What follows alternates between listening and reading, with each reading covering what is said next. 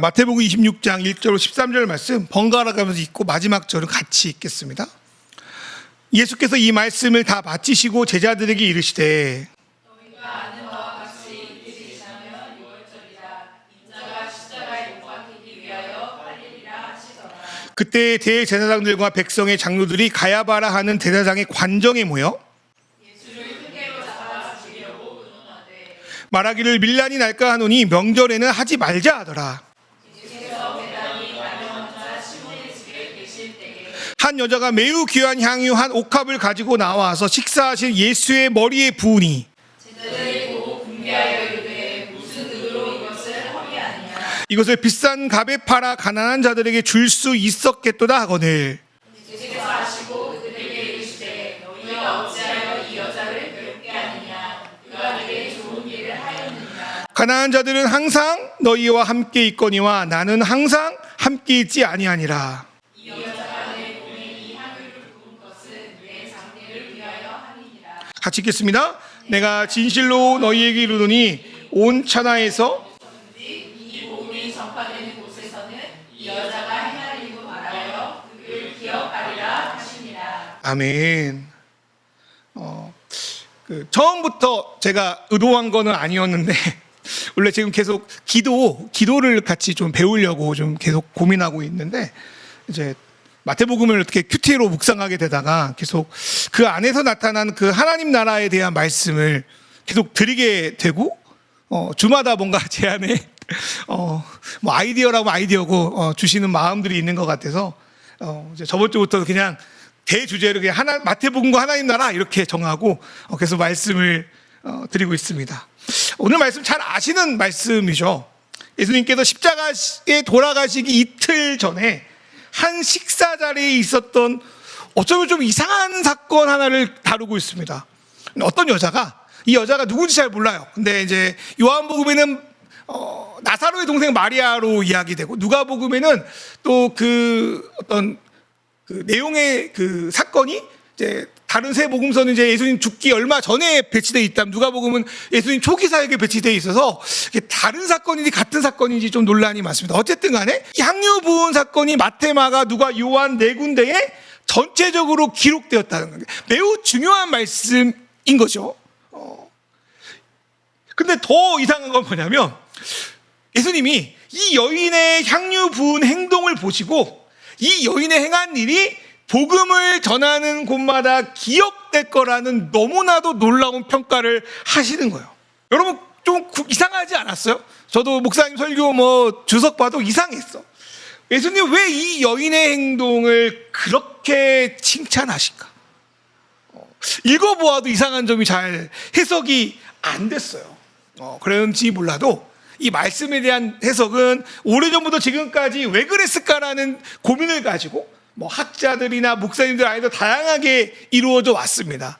돌아보니까 최근에 저도 요한복음 말씀을 가지고 그 향유 부은 여인에 대한 설교를 좀 꽤 많이 했더라고요. 그런데 이번에 그렇게 몇 번 봤던 오랫동안 봤던 그 말씀을 보니까 좀 기존에 공부하면서 정리했던 내용과 좀 새로운 것들이 제 안에 들어왔거든요. 그래서 하나님이 또 그랬죠. 제가 제 스스로 이번 주도 나누라고 이래서 그렇게 공부해도 안 나오는 것들이 어떨 때는 그냥 편하게 볼 때 또 들어올 때가 있어서 이 부분 또 나눠야겠다는 생각에 오늘 말씀 가지고 왔습니다. 첫 번째 들은 질문은 시몬의 집에서 가장 가난한 자는 누구일까라는 생각이었어요. 우리가 이 말씀을 읽으면서 드는 첫 번째 의문 중에 하나는 뭐냐면 가난한 자들에 대한 예수님의 좀 이상한 답변입니다. 보통 누군가를 초대하면 그 당시 유대인들은 감람유라고 하죠. 이제 우리가 잘 요즘 먹는 건강식 올리브유를 이제 머리에 좀 뿌려가지고 축복과 환영의 의미를 담았습니다. 그 정도만 해도 충분히 당신을 환영합니다라는 그 환대의 의미를 잘 담을 수 있었을 것 같아요. 그런데 이 향유 부은 여인은 그 당시 매우 귀한 향유, 나드라고 하는 그 향유 옥합을 주님께 가지고 와서 머리에 붓습니다. 일상의 식사 환영 자리에는 한 번 쓰고 버리기 너무나도 아까운, 너무나도 귀한 물건을 그렇게 낭비하는 것, 하나님께 죄 짓는 것처럼 보입니다. 여러분 우리 안에 그런 거 있잖아요. 뭔가를 쓰고 먹는 걸 하나님께 낭비한다고 생각해서 안 쓰는 것도 있잖아요. 근데 그런 생각으로 신앙생활을 했는데 갑자기 이 여인은 막 뭐 모르겠어, 얼마인지 모르겠어, 수천만 원짜리를, 아니면 그 전 재산과 같은 그거 확률을 주님께 딱 부어버리고 그냥 끝내버리는 거야. 얼마나 낭비처럼 보여요. 죄 짓는 것처럼 보여요. 그래서 그 제자들의 속마음은 논의로 두고라도 제자들이 이 여인을 향하여 화내는 것, 성경이 뭐라고 말합니까? 분개한대요. 분개. 열받은 거죠. 당연하게 보여요. 게다가 자기의 스승이신 예수님은 가난한 자에 대한 관심이 많았기 때문에 우리 예수님도 이런 사치를 달가하지 않을 거야라고 생각했을 것 같습니다. 우리 마태복음 26장 8절에서 9절 한번 같이 읽어볼까요? 시작. 제자들이 보고 분개하기를 무슨 의도로 이것을 허비하느냐, 이것을 비싼 값에 사가 가난한 자들에게 줄 수 있었겠구나. 이 말씀에 저는 이런 느낌이 있다고 생각해요. 야, 우리 스승님 이런 데다 비싼 거 쓰는 분 아니야. 우리 예수님이라면 이 향유를 당연히 예수님께 붓지 않고 가난한 사람에게 나눠줘라, 그렇게 하실 분이야. 근데 너는 왜 이런 쓸데없는 짓을 해가지고 우리 선생님 오해하게 만드냐? 네가 쓸데없이 한 일이 오히려 예수님 얼굴에 욕되게 하는 거 모르냐? 예수님 가난한 자를 위한 메시아인데, 야 이거 붓고 다니면 예수님 요즘 말로 내로남불 그렇게 취급받는 거 아니야? 뭐 그렇게 좀 분개하지 않았을까라는 상상을 해봤어요. 그때 예수님이 뭐라고 말씀하시냐면, 가난한 자는 항상 너희와 함께 있다, 나는 너희와 항상 함께 있지 않다 하면서 이 여인의 낭비를 감싸십니다. 보통 낭비도 아니에요. 거의 아파트 한 채 구은 값이야. 여러분 지금 이상하지 않아요? 목사님 한다고 해가지고 막 제사 팔고 집 팔고, 여러분 이상한 거 아니에요? 근데 이 여인이 이렇게 한 거예요. 근데 주님이 이 여인을 감싸시는 거예요. 와, 제자들의 마음이 얼마나 혼란스러웠을까. 다른 말로 이 성경을 읽는 그리스도인들이 얼마나 혼란스러울까 생각해 보십시오. 누구보다 가난한 자를 위한다는 분이 자신은 잠잘 곳도 마땅치 않다고 하시고 자주 배도 골무시는 분이 이런 말도 안 되는 사치를 두둔하는 거예요. 자기를 위해서 했다고. 좀 이상하게 보이지 않아요? 너무 앞뒤가 안 맞아 보이지 않아요? 예수님 속으로 말로는 가난한 자를 위한다면서 그럼 좋아했네, 명품 좋아하네, 뭐 이럴 거라고 생각하지 않겠어요? 예수님 왜 이런 말씀하셨을까? 먼저 예수님이 식사하시기 전 상황을 좀 보면 좋겠어요. 첫 번째로 예수님의 적재단으로 예수님을 죽이려고 살인 모의를 합니다. 한번 읽어볼까요? 마태복음 26장 3절부터 4절 말씀. 마태복음 26장 3절 그때 시작. 그때 대제사장들과 백성의 장로들이 가야바라는 대제사장의 관정에 모여 예수를 흉계로 잡아 죽이려고 의논하되, 이들은 어떻게든 자신의 앞길에 방해되는 예수를 죽이려고 해요. 원래 세상 모든 것을 우리가 다 소유해도 생명을 빼앗기면 그 모든 것을 잃잖아요. 여러분 그건 알죠? 그런 면에서 보면 예수님은 생명의 위협을 받고 있는 거예요. 아무리 나들을 뿌리고 군중들이 많고 제자들이 많아도 자기 생명을 잃어버린 자는 죽은 자예요. 다른 말로 표현할까요? 가장 가난한 사람이에요. 여러분 세상에서 가난한 사람은 자기 생명을 잃어버린 사람이에요. 잃기로 예정된 사람이에요. 생명을 잃어버리면 이 모든 게 뭐가 쓸모가 있어요?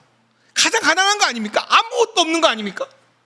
어쩌면 예수님은 가장 가난한 자의 상태에 지금 머물고 있는지도 모르겠어요. 두 번째로 가장 가깝다고 하는 제자들의 무관심입니다.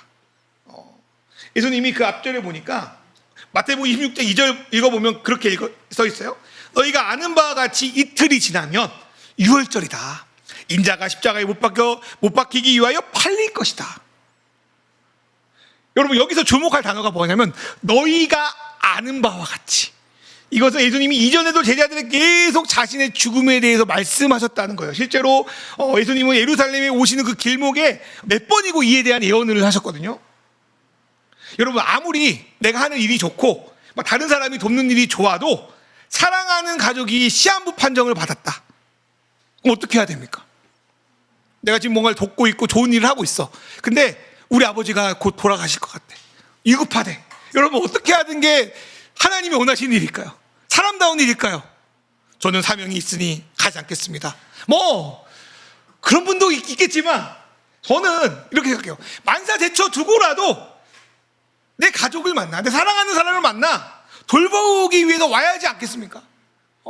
비행기 타고 와야 하지 않겠습니까? 제자들이 그런 역할을 예수님께 해야 되는 거예요. 예수님 죽는다고 하잖아. 근데 문제는 뭐냐면 제자들 그 누구도 주님이 하시는 그 시한부 고백에 관심을 두고 있지 않은 거예요. 주님이 죽는다 하는데 아이 거짓말하지 마세요. 아이 무슨 말이에요. 에이 그냥 비유하는 거죠. 막 이러면서 성경에 보니까 서로 누가 크냐고 계속 싸우는 거예요. 마태복음, 마가복음, 누가 다 나와요. 많은 무리들이요 예수님을 따르고 있어요. 주위에 제자들도 많아요. 소위 예수님을 따른다는. 그런데 누구 하나 예수님과 마음을 나눌 사람이 없는 거예요. 여러분 얼마나 외로웠을까요? 그러면서 예수님은 거기 모인 모든 사람 중에 가장 가난한 사람이야. 여러분 자기 마음을 알아주는 이가 한 명도 없다는 건 너무 가난한 거 아닙니까? 세 번째인데요, 마태복음 26장 1절에 보면 예수님께서 이 말씀을 다 마치시고 제자들이 이뤘다라는데 이 말씀을 다 마치시고라는 구절이 있어. 이 말씀이 뭔지를 한번 살펴볼까요? 이 말씀 다음에 제자들에게 자신의 죽음을 예언하시고 그 다음에 향유 부은 사건이 나오거든요. 저는 이 세 가지가 다 연결된다고 생각이 들어요. 그러니까 어떤 번역본은 연결되게 써 있거든요. 이 말씀이 뭔가 한번 볼까요? 너무나도 유명한 말씀이에요. 저도 깜짝 놀랐어요. 이번에 처음 봤어요. 목사지만 부끄럽게도. 자, 마태복음 25장 40절 볼까요? 마태복음 25장 40절. 임금이 시작. 임금이 대답하여 이르시되 내가 진실로 너희에게 이르노니 너희가 여기에 형제 중에 지극히 작은 자 하나에게 한 것이 곧 내게 한 것이라. 여러분 여기서 예수님은 무슨 말씀하시냐면 멀리 있거나 나와 별 관계없는 사람을 도우라는 말씀을 하신 것이 아니에요. 네 주변에 혹은 네 형제 중에 아니면 네 자신이 지극히 작은 자로 헐벗었을 때나 병들었을 때나 옥에 갇혔을 때나 그 사람을 돌보는 것이, 크던 작던 돌보는 것이 나에게 한 것이다. 여러분 이 말씀을 이제 뭐 깊게 나눌 수 없지만 이 말씀이 가장 중요한 초점은 뭐냐면 내가 이 일을 한지도 몰라. 이 말씀 듣고 일부러 내 감옥 가가지고 저 사람을 도우면 하나님이 이뻐하시겠지 이런 게 아니야. 무의식적으로 돕는 거야. 자기 성품이 바뀌어가지고. 그래서 그러잖아. 주님, 내가 언제 주님을 위해서 물도 주고 주님을 위해서 찾아가고 그랬습니까? 모르는 거야. 내 내색하지 않는 그 상황 가운데 나오는 거야. 근데 주님이 되게 충격적인 말씀을 마태복음 25장 46절에 하는데 이를 기준으로 내가 영벌에 갈지 영생에 들어가는 기준을 세우겠다고 하시는 거예요. 여러분, 이거 놀라운 말씀 아닙니까? 너무 센 말씀 아닙니까? 이 말씀을요, 베다니의 시몬집에서 열리고 있는 식사 자리와 연결해 보자고요. 거기 모여있는 사람 중에 지극히 작은 자가 누구라고 했죠? 적대자들이 어떻게든 죽이려고 하는 분 아닙니까? 십자가에 곧 못 박히기 위해 자기의 생명을 내던져야 되는 분 아닙니까? 그럼에도 막상 그 생명을 받는 수혜자들이 예수의 죽음에 무관심하고 있는 거예요. 어쩌면 예수님이 가장 가난한 분 아닙니까? 그곳에서 주변에 가난한 사람, 힘든 사람 돕는 거 좋다고요. 그런데 내가 가장 사랑해야 되는 스승이, 나와 가장 가까이 있는 가족이 몹시 가난해져가지고 몸과 마음의 피를 철철 흘리고 있는데 어쩌면 내 자신을 내가 사랑하지 못해가지고 방치하고 있는데 가장 사랑할 사람은 하나님이 있지만 나 아니에요? 나를 제대로 사랑해야 되는 거 아니에요? 방치하고 있는 거예요. 내 사랑하는 주변의 가족들을 방치하고 있는 거야. 근데 가난한 사람을 돕는다는 핑계로 외면하고 있다며, 내가 가장 사랑해야 할 대상을 외면하고 있다며, 그런 사람들이야말로 마태복음 25장 45절에 말하는 대로 지극히 작은 자 하나를 돕지 않는 사람이지 않을까 생각이 드는 거예요. 여러분 어떻게 생각하세요? 누가 지극히 가난한 자입니까? 요한복음의 표현을 빌리자면 실제로 이런 자들은, 요한복음에도 향유 부은 여인의 이야기가 나오니까 여기 이런 말씀이 있어요. 이런 자들은 가난한 자들을 핑계로 오히려 그들을 갈취하고 빼앗는 도둑과 같다고 요한복음 12장 60절에 말씀합니다. 사랑하는 우리 가족 여러분, 이 가난한 사람을 핑계 삼아서 내 옆에 지극히 작은 자를 무시하는 제자들이 아니었으면 좋겠어요. 우리를 위해서 가난한 자가 되신 예수 그리스도를 위해서 우리의 향유를 드리는, 그리고 지극히 작은 자를 위해 우리의 향유를 드리는 저와 여러분 되기를 주님의 이름으로 축원합니다. 그렇다면 향유를 주님께 드리는 건 뭘 의미할까? 여러분 보통 이제 설교 들을 때 향유를 주님께 드린다는 걸 뭘로 여러분 배웠습니까? 이거 물어보는 거야. 진짜로 물어보는 거야. 내가 몇 명 안 되는데 막 100명 설교 같은 거 가지고 이렇게 물어보고 해야 되는데 여러분 보통 어떻게 생각했어요? 향유를 드리는 여인에 대해서 뭐 어떻게 배웠죠? 보통 야 주님께서 비싼 걸 드려라. 뭐 10의 1조 아니 10의 3조 4조 막 야 뭐 다 해라 뭐 바쳐라 뭐 야 건물 짓는다 야 주님의 전이다 건물 지어라 뭐 이런 걸로 생각하지 않았어요? 선교사로 향유를 드려라 뭐 선교사로 나가라 뭐 집에 있는 가장 값비싼 거 팔아서 헌금해라 뭐 이렇게 너무 극단적인 이야기일 수도 있는데 그런 식으로 많이 배웠던 것 같아요. 뭐 종교적인 헌신, 봉사. 예를 들어 제가 소영이한테 주님께 시간 들으니까 한 번도 빠지지 말고 예배와라 막 이렇게 하는 거지. 예를 들어서 내가 안 그랬지? 오늘도 야 힘들면 야 어쨌든 괜찮겠냐 뭐 그렇게 말했단 말이야. 뭐 그런 걸 생각한단 말이야. 우리가 새벽기도 40일 작전 한 번도 빠지지 마라. 향유를 드려라. 근데 저는 이 말씀을 묵상하면서 이 향유를 드리는 게 과연 헌신이라고 할 수 있나? 수고라고 할 수 있나? 이런 생각이 든 거예요. 그러면 먼저 이 향유가 뭔지에 대한 정의가 필요하겠죠. 제가 어제 동료 목사님하고 통화하다가 이분도 이제 설교할 거 생각하고 저도 설교할 거 생각하니까 막 그러다가 제 설교 아이디어죠. 자 스케치한 거에 나눴어요. 그렇게 나누고 이제 이 이야기를 대충 했거든요. 그랬더니 이제 목사님이 이런 말을 하더라고요. 자기가 대학 때 수동 카메라를 너무 갖고 싶었대. 간지난 수동 카메라. 지금도 그렇죠. 그 당시에도 이제 자동 카메라가 되게 이제 유행했었죠. 근데 수동 카메라의 매력이 있거든요. 간지나요. 이쁘거든. 갖고 나가면 남들이 이렇게 보고 와 하는 것도 있지만 자기 스스로 뭔가 이렇게 있어 보이거든. 그래가지고 그냥 몇 달 동안 이제 알바를 해가지고 그 예쁜 수동 카메라 샀어요. 그럼 어떻게 했을까요? 열심히 수동 카메라 가지고 막 찍고 다녔을까요? 막 사진 인화하고 다녔을까요? 근데 문제는 뭐냐면 그렇게 몇 달 고생해가지고 산 카메라를 자기가 안 쓰고 있는 거야. 심적으로 보물 1호야. 이거 사면 이것도 해고 저것도 해보고 막 좋겠다 했는데 실제로 쓰지 않고 고이 모셔두기만 하고 있는 거야. 먼지 쌓이면 닦고 좋은 거야. 그래 너무 예쁘다. 근데 안 갖고 다니는 거야. 그러다가 어떤 선교 훈련에 합숙해서 이제 훈련을 받고 있는데 그 안에서 요즘 당근처럼 훈련 받는 분끼리 이제 필요 없는 물건을 나누는 바자회가 있었나 봐요. 근데 마음에 계속 이 수동 카메라는 내 것이 아닌 것 같다. 이 수동 카메라는 저 훈련생 것 같다라는 생각이 들었대. 그런데 바자의 성격상 누구를 특정해가지고 줄 수는 없대. 그냥 먼저 와서 가지는 사람이 가지는 거예요. 그래서 막 나는 기도한 것 같아요. 제가 이제 그 뒤에 정확히 기억이 안 나는데 그래도 저 사람이 가졌으면 좋겠다. 저 사람이 필요한 것 같다. 그래가지고 그 마음에 생각했던 훈련생이 그 카메라를 가져간 거예요. 너무나도 비싼 카메라지. 그 당시 대학생인데 얼마나 비싼 돈 주고 샀겠어. 생각해봐요. 차라리 그걸 팔아가지고 돈으로 바꿔가지고 쓰는 게 낫지. 근데 이 수동 카메라가 자기가 생각하기에 필요한 사람에게 가는 걸 보고 되게 기뻤대요. 되게 자유함을 느꼈대요. 그래서 진짜 물건의 주인은 따로 있구나라는 생각을 했다고 제가 말한 설교의 아이디어를 가지고 이야기를 하더라고요. 저는 그 당시 이 목사님에게는 이 수동 카메라가 향유가 아니었을까 생각이 드는 거예요. 그리고 사람마다 저마다 향유가 하나씩 있어요. 자기가 생각하기에 너무 소중한 거야. 누구에게도 빼앗기고 싶지 않아. 어디 가면 그걸 잊어버릴까 봐 긍긍해. 차 타고 나가다가 그거 어디 잘 잠근 거 아니야? 막 고민돼가지고 몇 번 다시 오는 거 있잖아. 계속 들여다보는 거. 근데 문제는 그게 아무데도 쓰잘데기 없는 거야. 만약 여러분이 며칠 쫄쫄 굶어요. 배를 굶어.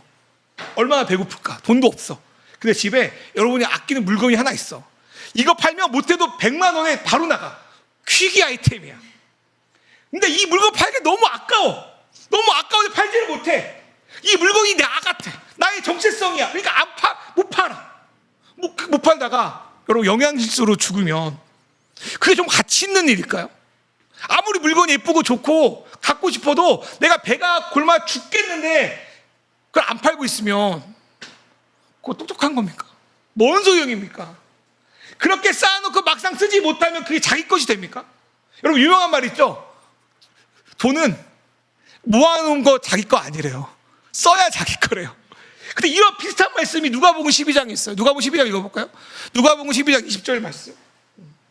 자, 하나님은 시작. 하나님은 이르시되 어리석은 자여 오늘 밤에 내 영혼을 또 찾으리니 그러면 내 정의한 것이 누구의 것이 되겠느냐. 이 말씀이 어떤 배경이냐면 어떤 부자가 막 농사를 잘 지었어요. 그래서 막 창고를 크게 져가지고 막 뭐 평생 먹을 막 무슨 양식을 쫙 다 모아놨어.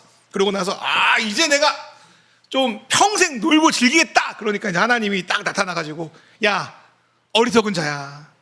오늘 밤에 내가 네 영혼을 찾으면 그게 누게 되겠냐라고 하는 거예요. 여러분 이 말씀은 저는 두 가지 의미를 가지고 있다고 생각이 들었어요. 첫 번째로는 아무리 좋은 거 안 쓰고 모아봤자 죽으면 끝이다.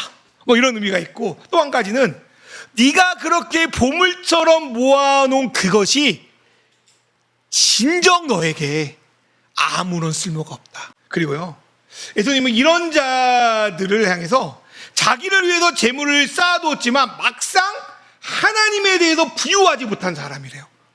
너무 재밌지 않아요? 누가복음 12장 21절 읽어볼까요? 자기를 시작. 자기를 위하여 재물을 쌓아두고 하나님께 대하여 부여하지 못한 자가 이와 같다. 자기 스스로는 풍성하다, 만족하다, 부유하다라고 착각하는데 이들은 하나님 앞에서는 가난한 사람들이라는 거예요. 아무것도 없는 사람들이라는 거예요. 혹시 여러분이 각자 가지고 있는 향유에 집착하는 사람 어떤 분이 그런 사람일지 몰라요. 모든 걸 가진 것 같지만 하나님 앞에서 부유하지 못한 사람. 여러분 그 향유의 의미는 비단 물건, 물질 이런 데만 있는 건 아닙니다. 우리 마음 각자 가지고 있는 심령이나 생각도 향유가 될 수 있어요. 각자에게 너무나도 중요한 습관이나 가치관, 그것이 계속 자신을 망치고 그 가치관으로 계속 남을 판단하고 남을 힘들게 한다면 오히려 그 향유를 버리는 것이 그 사람에게 유익이 될 수 있어요. 여러분 저는 향유가 예수를 믿기 전에 나의 거짓자가 아닐까라는 생각이 들었습니다. 여인의 삶을 생각해봐요. 이 여인은 아마도 좀 사회적으로 무시받는 일을 했을 거라고 추정을 해요.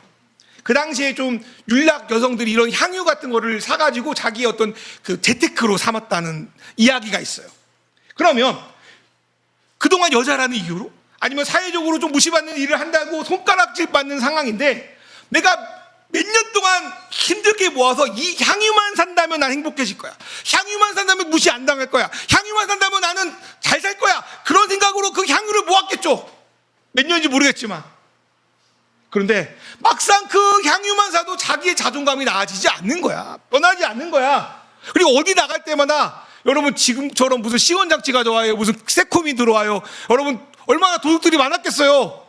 집에 그 향유를 놓고 가면 이상한 애들이 와가지고 막 그걸 빼앗을까 훔쳐갈까 얼마나 무서웠을 것 같아요. 그래서 막상 자기가 그걸 가지고 이제 어디를 가는데 얼마나 무서웠을까. 이 향유 뺏길까 봐.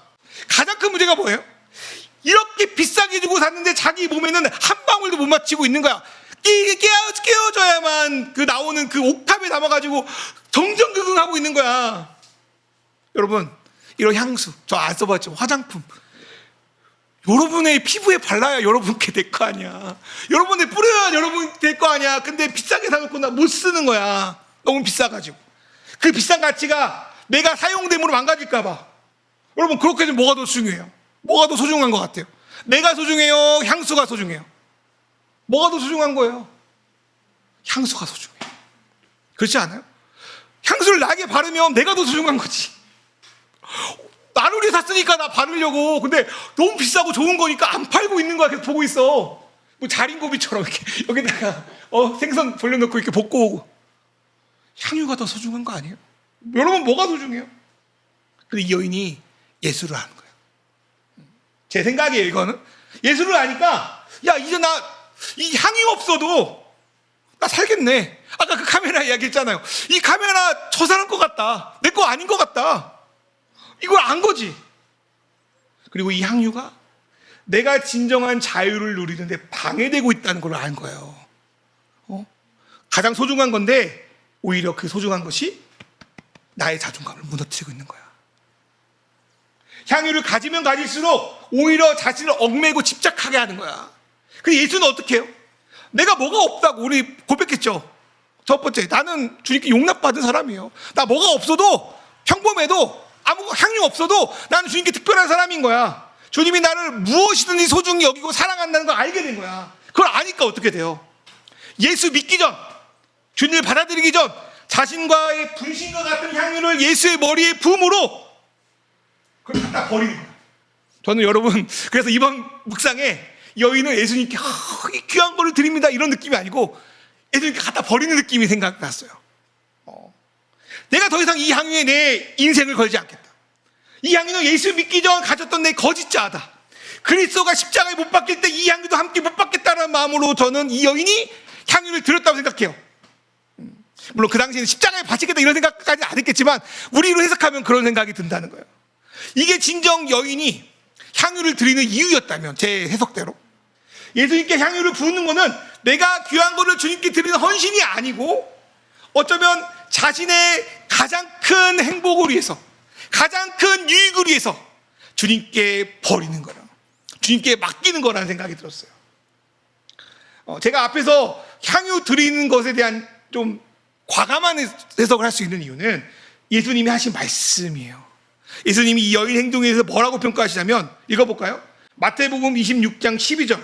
이 여자가 시작. 이 여자가 배고프니 이 향유를 부은 것은 내 장례를 위하여. 저는 이전부터 이 여자가 한 일이 장례를 준비한다는 게 어떤 의미인지가 좀 고민했어요. 그러니까 뭐 죽고 나면 이렇게 염을 하려고 이렇게 향료를 바르거든요. 뭐 그런 걸 의미하나 뭐 그렇게 해석할 수도 있겠어요. 근데 생각해 보세요. 돌아가시는 분에게 죽음을 앞둔 분에게 드릴 수 있는 가장 큰 선물이 뭘까요? 특별히 나를 위해서 죽으신 분이 계시다면 그분께 드릴 수 있는 최고의 장례는 뭘까요?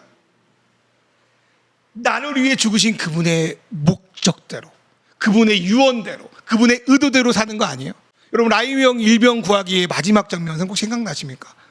여기 없는데 그 라이언 일병 한 명을 구하기 위해서 그 한 중대가 다 죽잖아요.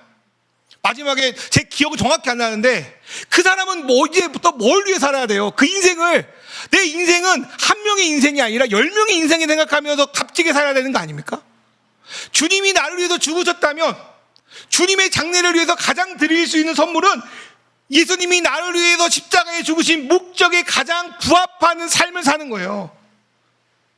이 여인이 향유를 부은 거는 그런 의미에서 주님이 십자가에서 죽으신 목적에 가장 잘 부합하는 일이라고 저는 해석이 됩니다. 여러분 갈라디아서 2장 20절 너무나도 잘하는 말씀이죠. 한번 읽어볼까요? 갈라디아서 2장 20절 말씀. 내가 시작. 내가 그리스도와 함께 십자가에 못 박혔나니 그런즉 이제는 내가 사는 것이 아니요 오직 내 안에 그리스도께서 사시는 것이라.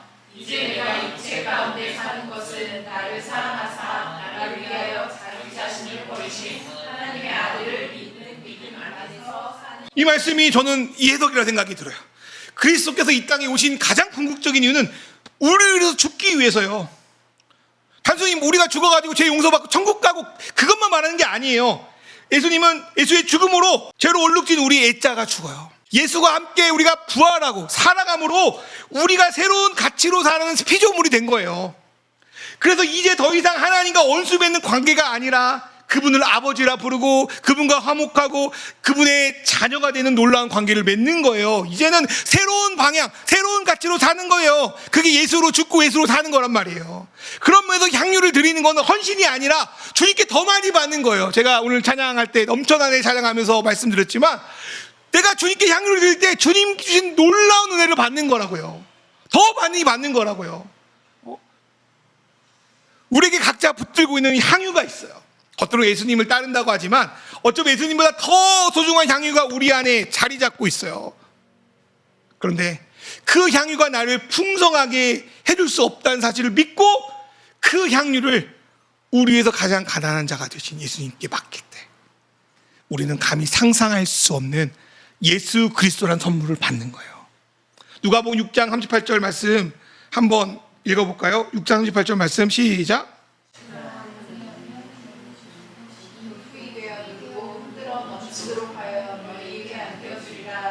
헤아리는 그 헤아림으로 너희도 헤아림을 도로 받을 것이니라.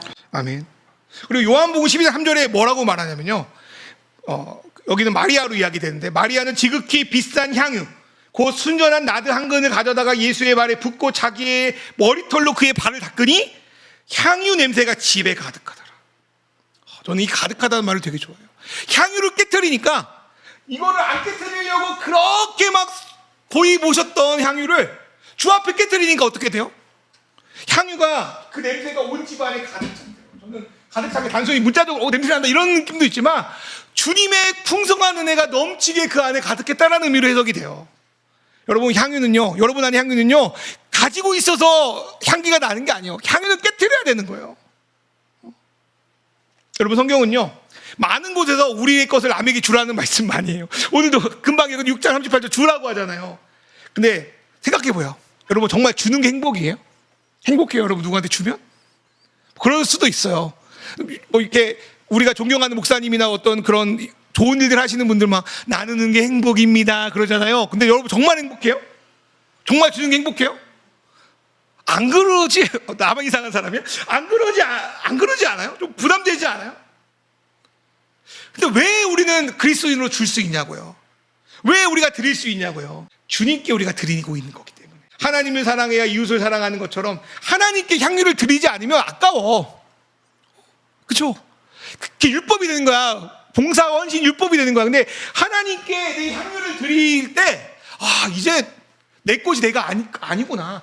내 것을 드릴 때 하나님 안에 주신 놀라운 은혜를 받는구나라는 것이 내 안에 메시지로 담길 때 그때서야 나눌 수 있는 행복이라고 말할 수 있는 거예요. 그렇게 우리는 먼저 뭔가를 뭐 주고 막 봉사해가지고 막 내가 좋은 사람인 척 하기 이전에 주 안에 내 거짓된 몸을 향유를 들여서 그 향유가 나의 주인이었던 삶에서 예수가 나의 주인 삶으로 바꿔야 되는 거예요.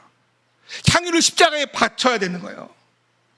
그리고 골로새 2장 3절의 말씀처럼 우리의 영원하신 보물이신 그리스도를 내 마음에 받아서 내 중심에 놓아야 돼요. 그래야 우리 안이, 우리의 몸이, 우리의 생각이 가득해져요. 주님의 향기로. 그걸 받아야 돼요. 근데 그걸 잘 몰라요. 저마저도 잘 몰라요. 누가복음 6장 38절에 뭐라고 말합니까? 줘라! 그리하면 너에게 줄 것이니 후회되고 누르고 흔들어 넘치도록 내가 안겨주겠다. 여러분 그게 뭘 안겨준다는 거예요? 뭐 주님 뭐 주식 투자하는 거예요? 100원 넣으면 1000원 주고 막 주님이 10,000원 주면 100만 원 주고 뭐 그렇게 헌금하는 거 아니에요. 너의 향유를 바쳐라. 너의 수고하고 무거운 짐을 들여라. 내가 너에게 나 예수를 주겠다는 거예요. 예수로 시작되는 새로운 삶을 주겠다는 거예요. 너의 생각과 너의 가치와 너의 모든 것들을 새로 조정해서 풍성한 삶을 주겠다고 하는 거예요.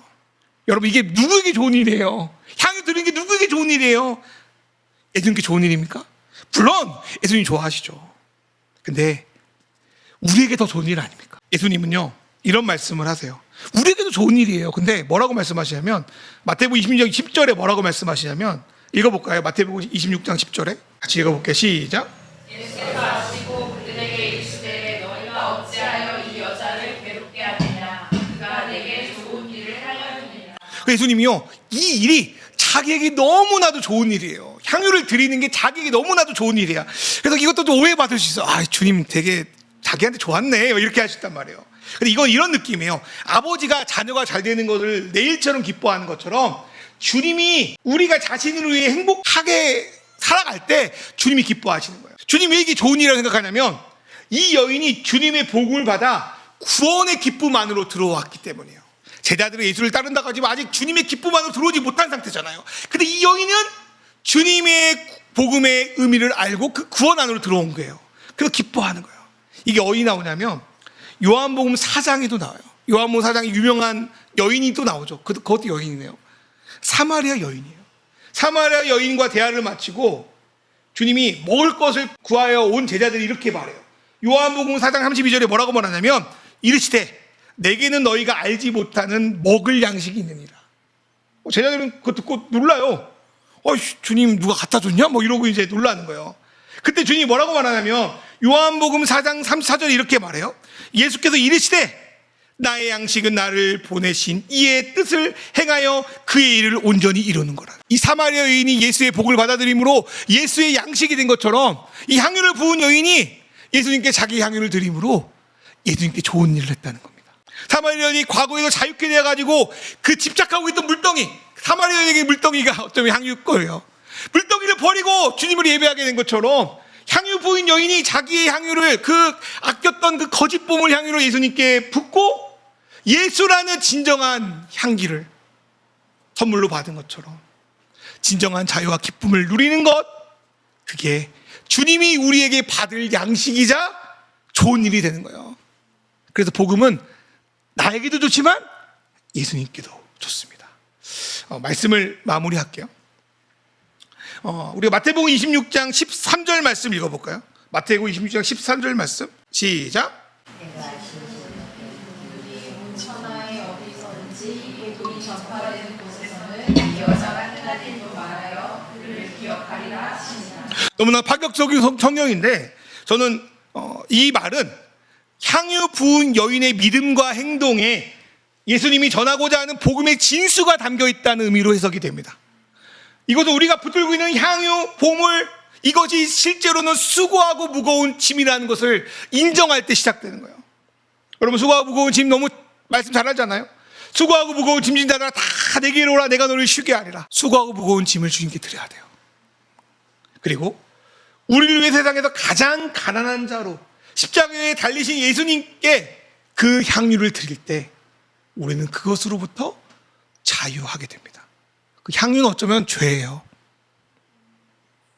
그리고 그리스도가 부활하심으로 우리는 그분 안에서 새로운 피조물이 되어서 이제 무엇을 가지고 무엇을 성취하는 것으로 행복을 추구하는 그 세상의 통치가 아니라 가장 값진 보물이신 예수를 얻어서 그분을 통해 풍성함을 누리는 그 하나님 나라로 들어가는 거예요.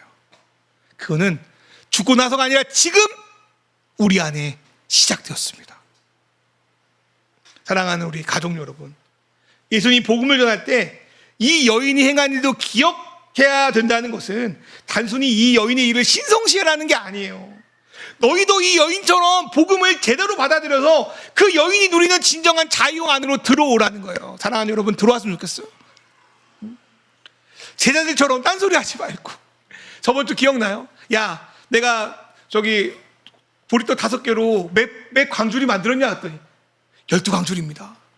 야, 내가 보리떡 7개로 4,000명을 먹이고 몇 광줄 남냐? 7광줄입니다. 성경적인 지식은 너무 아는 거야. 근데 그 말씀에 담긴 의미를 그 제자들은 받아들이지 못하고 있어요. 근데 이 여인은 예수의 복음의 의미를 받아들이고 있다는 거예요. 여러분에게 각자 향유가 뭡니까?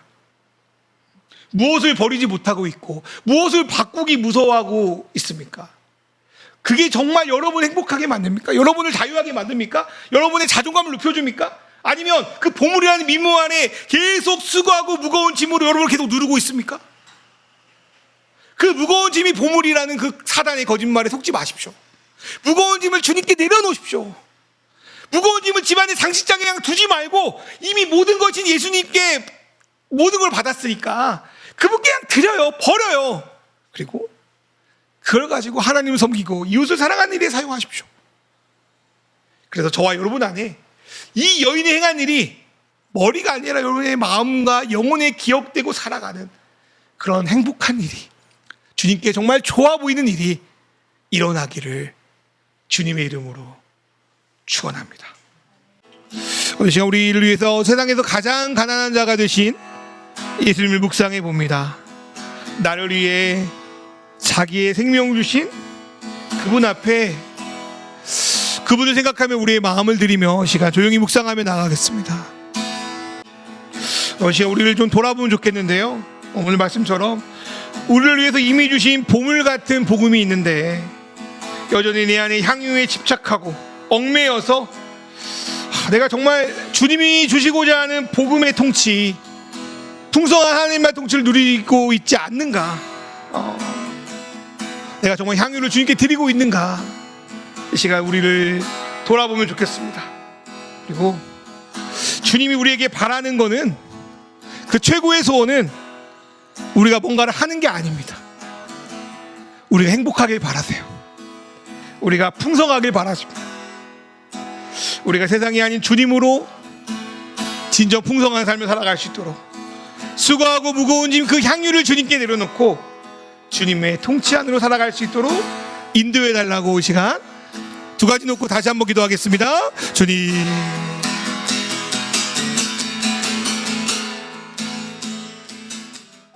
우리를 위해서 가장 가난한 자가 되신, 우리에게 향유보다 더 좋은 것을 주시기 위해서 스스로 가난한 자가 되신 예수 그리스도를 바라봅니다. 나를 위해서 자기의 생명을 주신 그분의 은혜를 묵상합니다.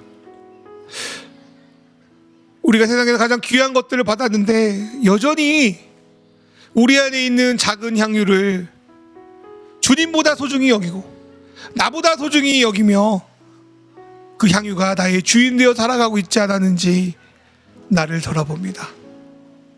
그 향유가 정말 나를 행복하게 하는가? 나를 잘 살게 하는가? 그 향유가 나의 주인의 상태에서 주님이 어떻게 우리 삶에 역사할 수 있겠습니까? 하나님 아버지, 내 안에 가장 귀한 것이 아니라는 그 믿음을 받아들이기 원합니다. 주 예수보다도 귀한 것은 없다고 찬양하면서 내 안에 귀한 것이 많다고 불신하지 않기 원합니다. 내 안에 가장 귀한 게 예수구나. 그러니 나의 향유를 드릴 수 있구나. 내 안에 있어도 나를 쓸 수 없구나. 주님께 드릴 때 그 향유가 깨어져서 온 집안에 그 향기가 가득한 것처럼 내 안에 예수의 향기가 가득하게 원합니다. 예수의 은혜가 가득하게 원합니다. 주의 평생의 소원은 우리가 복음 안에서 진정한 자유를 누리는 것입니다. 풍성한 삶을 누리는 것입니다. 그게 좋은 일이라고 주님 말씀하십니다. 내가 뭔가를 하려고 하지 말고 뭔가를 도우려고 하기 이전에 주님께 그 향유를 드려 차고 넘치도록 주시는 그 은혜를 받아들일 수 있도록, 그 통치 안에 살 수 있도록 인도하여 주십시오. 하나님, 우리가 돈의 노예가 되지 않기 원합니다. 세상의 가치가 노예가 되지 않게 합니다. 힘들고 어려울 때가 있지만 주님이 나의 주인 되어 주셔서 모든 것에서 자유롭고 모든 것에서 넉넉히 이길 수 있는 힘을 허락하여 주십시오. 그런 마음으로 예물을 드리고 있습니다. 주님만이 우리의 통치자가 되어 주십시오. 선한 통치자가 되어 주십시오. 우리를 용납하시고 우리를 특별하게 하시고 우리를 가족되어 삼으신 그분의 통치 안에서 내가 모든 것을 넉넉하게 이기고 할 수 있도록 하나님, 우리 성도들의 각 삶을 인도하여 주십시오. 그리고 우리 안에 향유를 버릴수록 주님의 선한 통치가 우리 가운데 임하여 지게 하여 주시옵소서. 오늘 예배 가운데 말씀하신 그 하나님을 찬양합니다. 예수님의 이름으로 기도드립니다. 아멘. 시간 주신 말씀 생각하며 축도로 예배 마치겠습니다. 이제는 우리 중 예수 그리스도의 은혜와 하나님 아버지의 놀라우신 사랑과 성령님의 임재하심이 내 향유를 주님께 드리고 세상보다 크신 주님을 받아 주님 보시기에 너무나 행복하고 자유한 삶을 누릴 줄 믿는 우리 마시는 교회 성도들의 모든 삶 위에 이제부터 영원히 함께 하시기를 간절히 축원하옵나이다. 아멘.